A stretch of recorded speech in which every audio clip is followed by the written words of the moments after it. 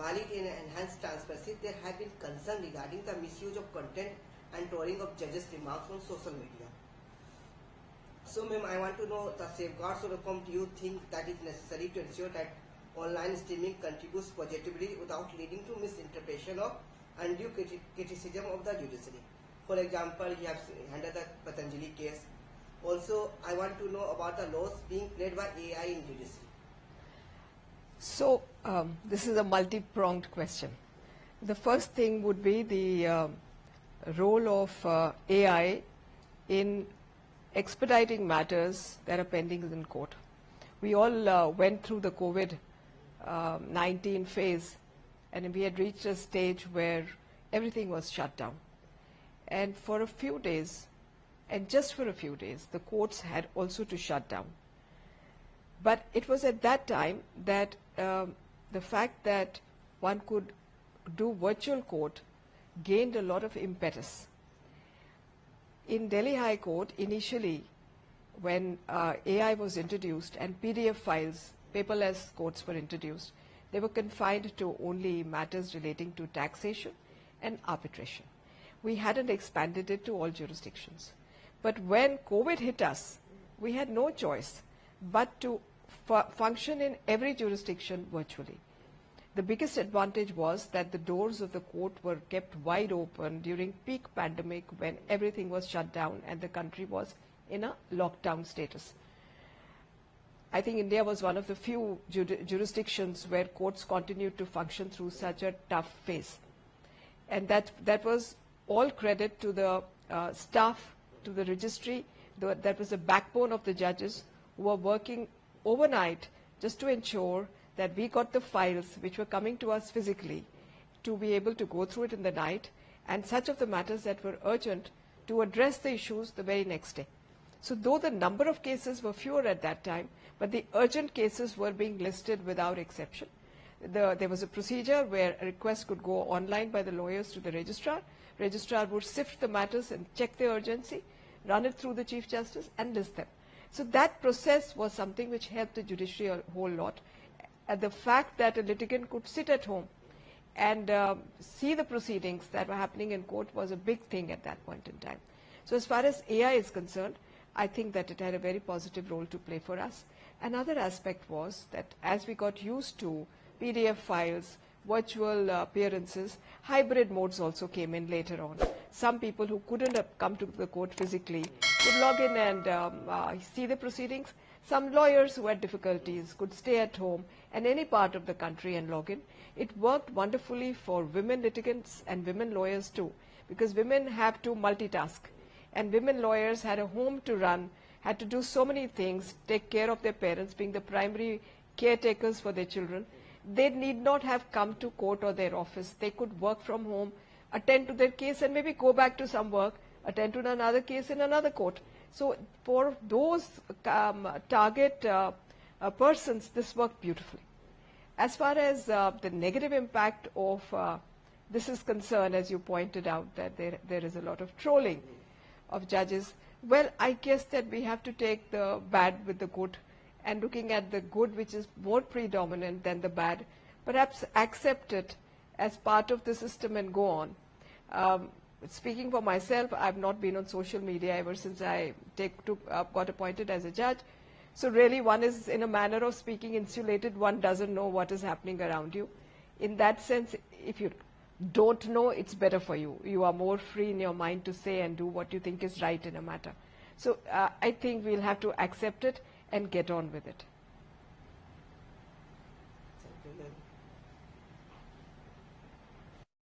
Since you are on the prominent female figures in the judiciary, so what is your perspectives on the representation of women in the legal field, and what initiative would you suggest to encourage more gender diversity? Okay. The first and the foremost thing is that women, for a long number of years, at least in the first half of the last century, there were very few of them. Even up to 90s, I would say that the number of women practitioners were very few. They found it difficult to be able to make a go in their career, And that was not attributable to them alone, but their circumstances. Many of them who came into the legal profession had to get married and move on. Some of them had to take breaks in their career because they had to procreate. Then children came along. They had to spend time with the children. So those long breaks in career took place, due to which they were disadvantaged.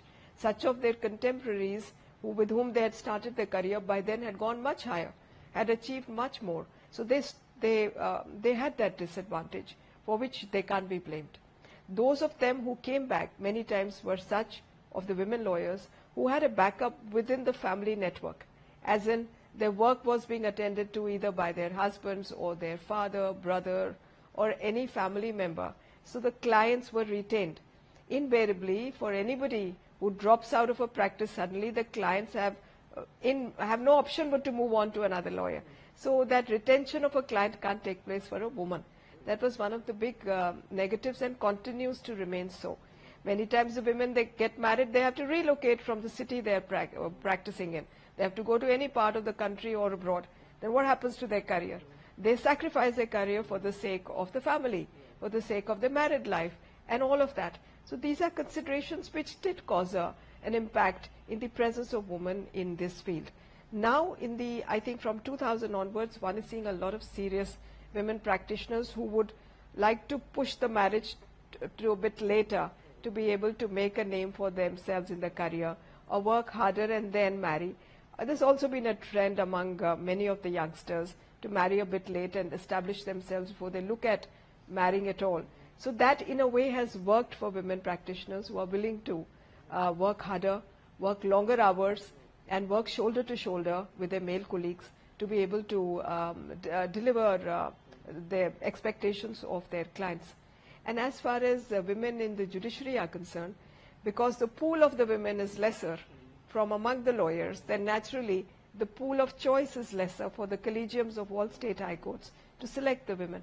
And still there is an effort to look out for good women and look out for domain specialists, which has been happening in the recent past, and get them on board, whether it is tax, whether it is criminal, whether it is IPR, such like. That is also something which is important. So those women get that opportunity to be able to get elevated purely on the basis of their merit.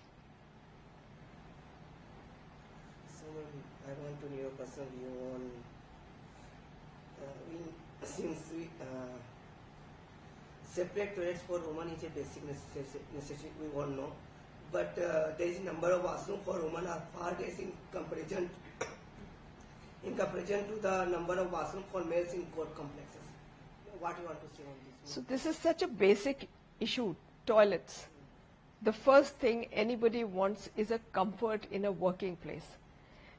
I do remember that when I had joined practice in the Delhi High Court, there were very few of us. For the women practitioners who would go to court, there was just one toilet in a women's bar room, which was on the second floor of what is now known as the old block, at the far corner of the building. So if one really was desperate to use the toilet, one had to make sure that you moved out maybe 10 minutes before wherever you were to access that single toilet. It was that difficult. On every floor, there were toilets for men, but that was not the case when it came to women. Subsequently, after a lot of debate and discussion and request to the High Court, the High Court allocated a ladies' bar room on the ground floor to women, which was by partitioning the common bar room. And that's when toilets were actually carved out in the main block for women to use. It was a big challenge. In High Court, if the situation was like that, you can imagine what it was in the district courts earlier, with only at that point of time 2 district courts, Tisazari and Patiala House. Situation was very difficult. Women found it impossible to practice. Where would they go if they wanted to use a basic necessity of life, a toilet? It was a big challenge. We've also had occasions when women judicial officers in some remote places did not have the facility of a toilet and had to control themselves, manage themselves, wait for an opportunity to go to where? To the bar room side to use the toilet, and how difficult it must be for a woman judge to do that. So these were challenges that most women have faced and very few want to talk about. So, ma'am, I want to know your view on judge population ratio, because in a population of we know we have a population of 139.23 crore, and there is a patency of 5.05 crore cases, handled presently by 20,000 judges working all levels of judiciary. What do you want to say on this? So ours is a country which is booming in population. On a rough and ready scale, it's a judge population ratio is 1 judge to perhaps 20 lakh population, which, as you said, from the district court up to the Supreme Court. So the volumes is a big challenge. The amount of litigation that is being spewed, it becomes a struggle for the courts to handle it. It's not just the fact that there should be more judges. There should also be some thought about the new statutes that are introduced by the legislature. The impact of those statutes on the litigation and the expansion of litigation is direct. So sometimes if some issues are addressed by the judiciary having a role to play in explaining or its difficulties, or a participative role limited to how the impact of a particular legislation will be on the courts, it would help. Take, for example, a random legislation like Negotiable Instruments Act. It has spewed so much of litigation across the country. Courts are chock-a-block full in the districts, respective districts, particularly districts which are commercial districts or where there are financial districts. They are inundated with matters because every other institution on check bouncing, and particularly when these are cases of loans, cars, EMIs of such sorts, the litigation is humongous. So the courts are inundated, and then when people complain of long dates, what does that judicial officer do? He has little choice. He has to manage a board, he or she or whoever it is. That is where the challenge is. So if there would be some kind of a balance, perhaps it would help. In particular jurisdictions, we need more judges. When we need more judges, then besides the judge, we need a whole paraphernalia, which includes the courtrooms, the supporting staff, and all of it. So it's easy to say increase the number of judges. In Delhi, we had reached a stage, and currently, where young judicial officers have no courtrooms to go to. So though they are being trained, they have no place where they can hold court. How difficult is that? How will they be able to dispense justice? They can't be in district court sitting in division benches. There's no such concept of division benches. So we are having to make alternate arrangements in the High Court for them to ensure that perhaps sometimes their trainings are increased so that they get more hands-on experience. Sometimes they're assigned other kind of work so that in the meantime the courts come up. You know for a fact that Honorable the Chief Justice of India recently had to pass orders in the case of Delhi to ensure that the government gives land, gives space for courtrooms to come up. That is how the challenge is, and it is fairly difficult. Ma'am, I want to know what advice would you give to young lawyers aspiring to become judges, especially in terms of maintaining integrity and dedication throughout their careers? So young lawyers who aspire to become judges should perhaps think of first aspiring to become good lawyers who have a good practice, who are honest, and who do their work honestly for the sake of the client.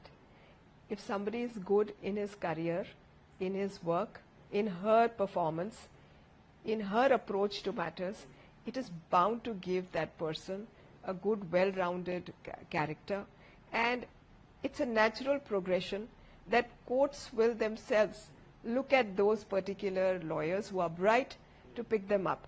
So if instead of aspiring to be a judge, if the young lawyer would aspire to be a good lawyer, a lawyer whose performance matters, who is respected by the court can rely on her when she argues, that confidence building itself is a way forward for a person to be perhaps ultimately come in that zone of consideration for appointment.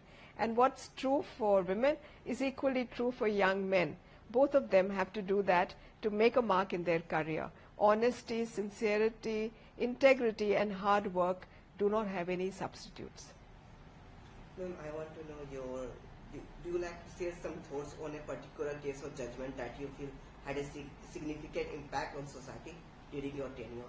So, one of the judgments that had an impact on the society, off the cuff, I can think of the case of Aureliano Fernandez versus University of Goa, State of Goa, I think it was, which was delivered sometime in March of last year. That was to do with the prevention of sexual harassment at the workplace. The nuances of a matter was a disciplinary proceeding that was conducted against the accused, the person against whom the allegations of sexual harassment were leveled. And there were a lot of loopholes that we found in the process that was adopted by the disciplining authority to impose a punishment on that particular person. But it went beyond that. When we discovered that these kind of fallacies in the process of the disciplinary proceedings can take place several times, it did occur to us as a bench, and at that time Justice Bopanna and I were sitting on the bench when this matter was taken up. And it was thought appropriate to expand the scope of that petition and remind ourselves that Vishaka had happened several years ago. And it was going to be a decade of, we were going to celebrate a decade of the Act, but nothing on ground really to show for itself.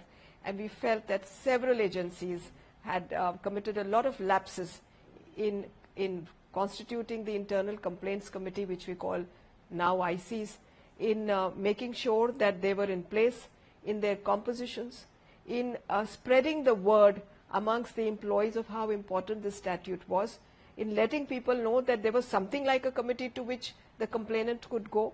And the role was of all kinds of state actors, which included the government, the state governments, the central government, the ministries concerned, the concerned departments in each state, and all of those organizations, in fact, to my mind, equally the private sectors, who had to wake up to the fact that there was this act.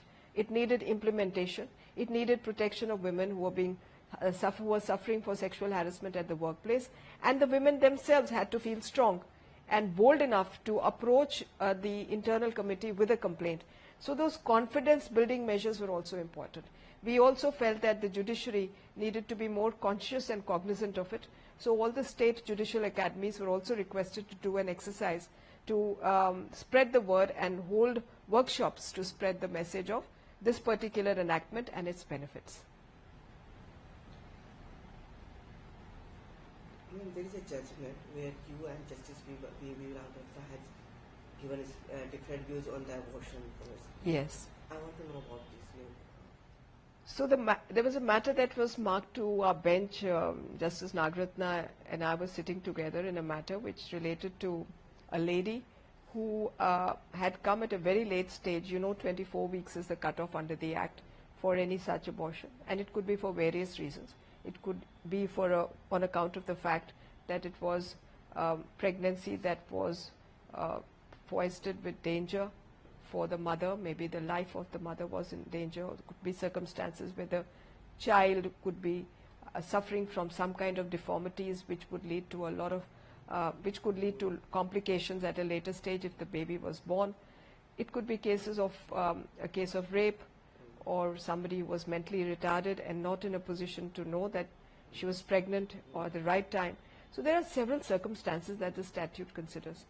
But the case that came to us was of a lady who already had 2 sons. She was married. She was staying with her husband, with her mother-in-law. She was going through some kind of depressions. She went through the whole process. She did not come to the court till beyond 24 weeks. And by the time they knocked at the door of the court, ideally they should have gone to the High Court. But the time was so short that we did not think it appropriate to waste more time. Every day was counting. And we wanted to explore the possibility of first asking the parents, particularly the wife, the mother, as to why she wanted to go that way.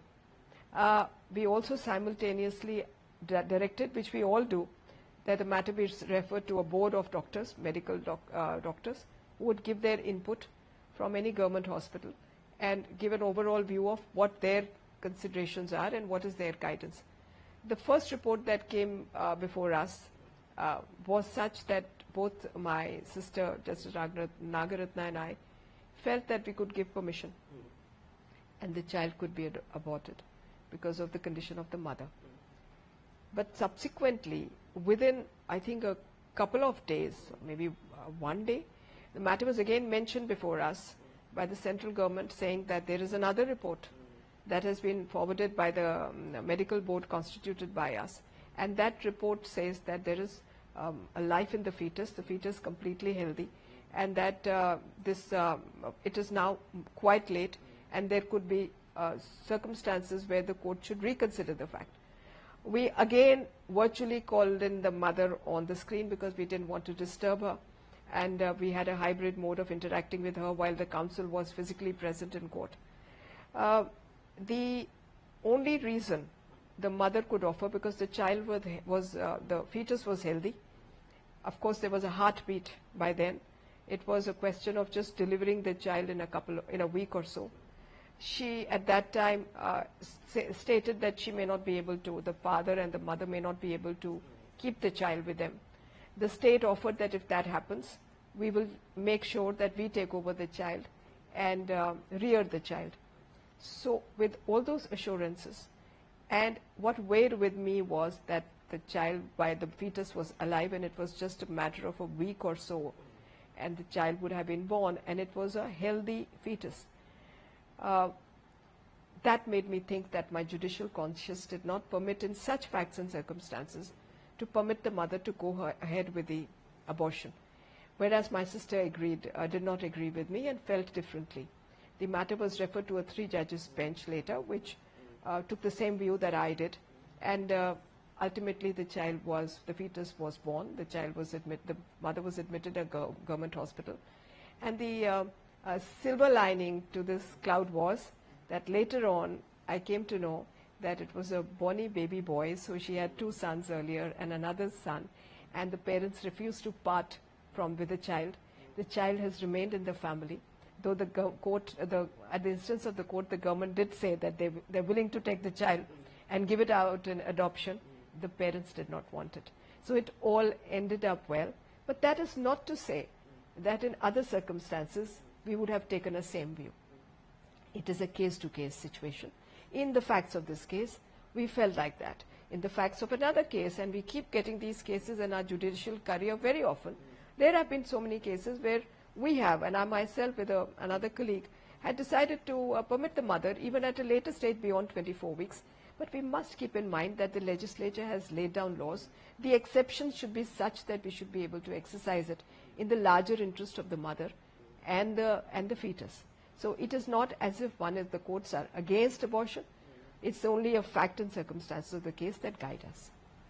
So, ma'am, that issue has given rise to 2 things: pro-life and pro-choice. Yes. So, do you believe that there is a need for any changes or reforms to better address the rights of women, healthcare access, and the evolving social context?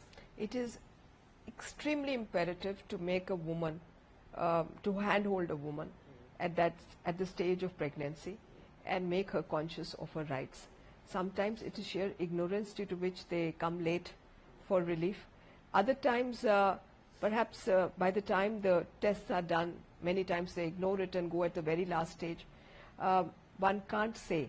But a woman goes through a lot of highs and lows, physically, emotionally, every which way when she's going through a pregnancy. So to understand it, to empathize with the woman, to make sure that she has that backup from the family, and that it's not an abortion because it's a girl child. This is also rampant in our society. One should make sure that shouldn't happen. It should be a genuine cause, and if the cause is genuine, then there should be no difficulty in coming to a conclusion.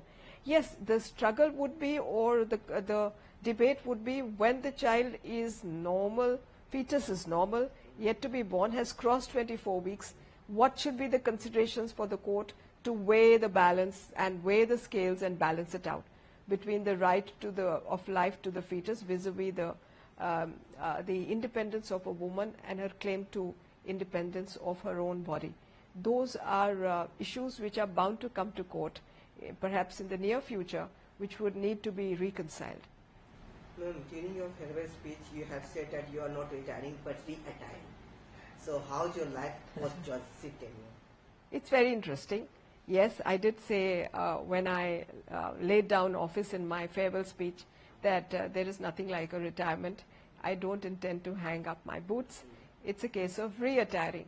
So re-attiring is not just physically as in changing one's uniform and getting into colored clothes, which because all of us as lawyers and judges mostly wear black and white, as you know. It's also about the change of one's mind, state of mind, and approach to life. That should also be re-attired in a different manner. I think that it has worked well for me. I'm happy to say that I'm got involved in activities, some of them which are related to students and encouraging students and youngsters in their career choices. Some are related to other causes which are close to the society, relating to the justice dispensation system. Others are related to fields like arbitration, which I am slowly going into. I am a trained mediator, so mediation is also something which I look at closely.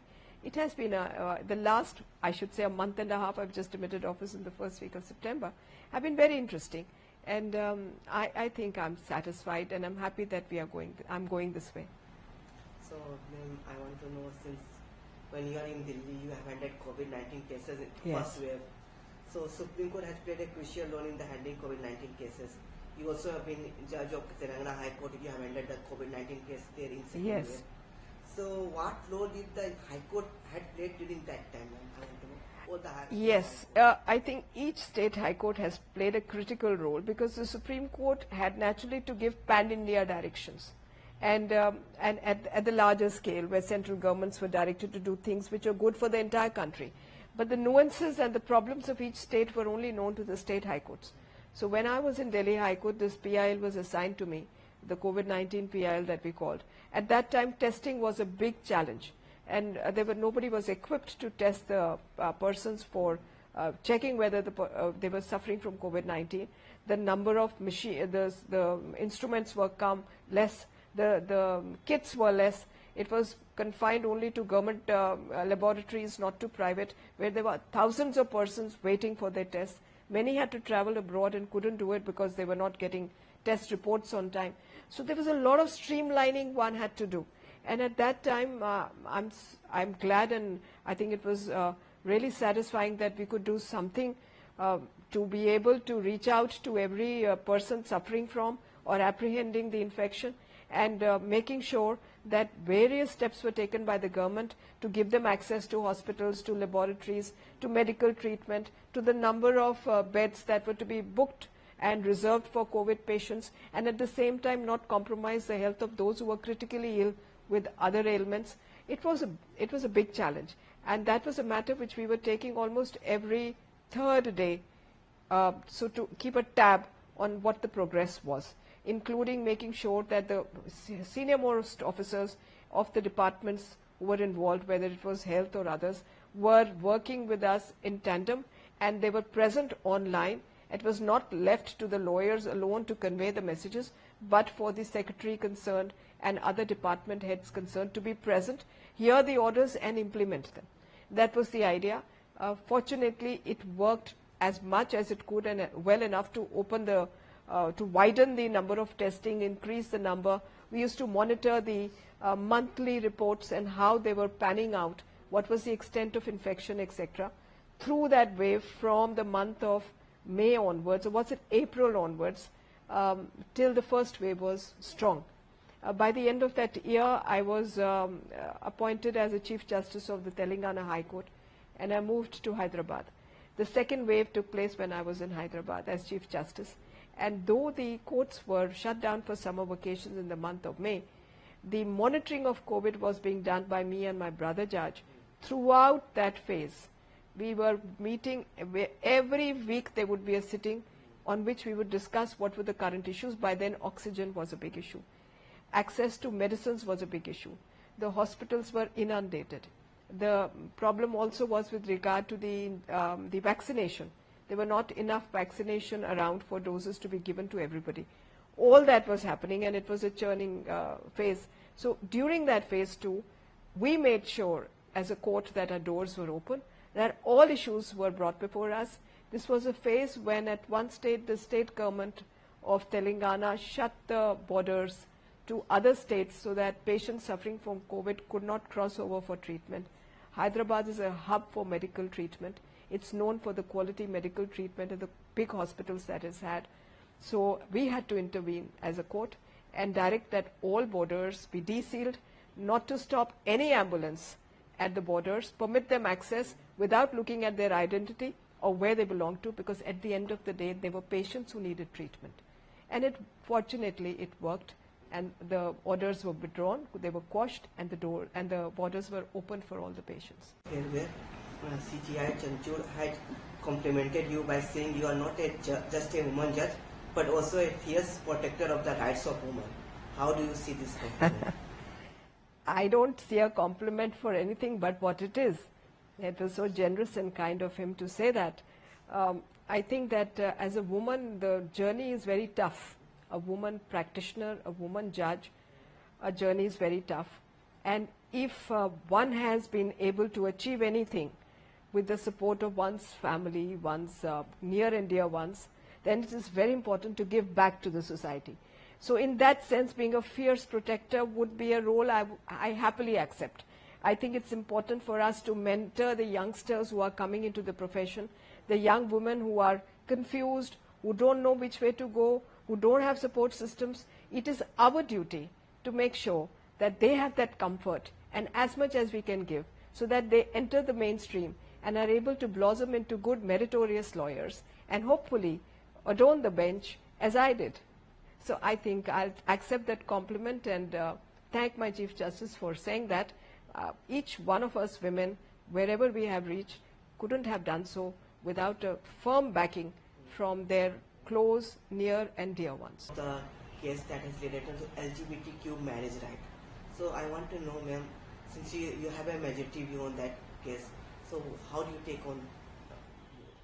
See, when you're deciding a matter in a constitution bench, one is supposed to decide issues which are purely constitutional, which hinge around an enactment, a particular legislation. In this case, the Special Marriage Act was what was the basis for the parties, most of them, to come to the court seeking equality in marriage. So, on my personal level, I have all the respect and regard for any partnership. It is their private domain. Whoever enters into a partnership, it's a free world.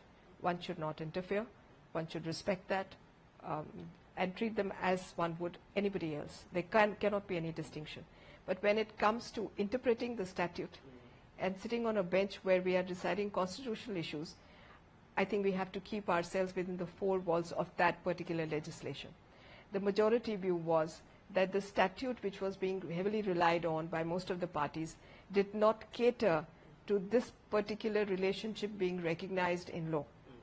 It was meant for persons of two different sex, the male and a female, and not the same sex.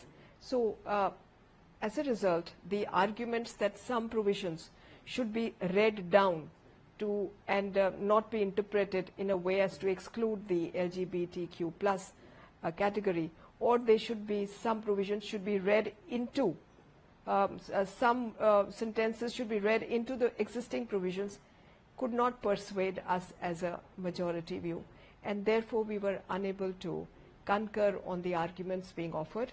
Of course, we did at that time say that and passed a spew of directions to the government that they must make them more inclusive, a part of the mainstream society, do all that is required to help them overcome their day-to-day difficulties, which they did not deserve to face.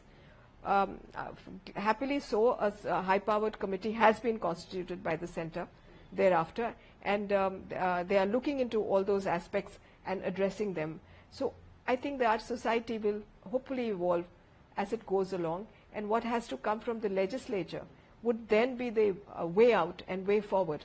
But for the court to read into a statute what perhaps we felt did not exist would not have been the appropriate way. That is what I have to say.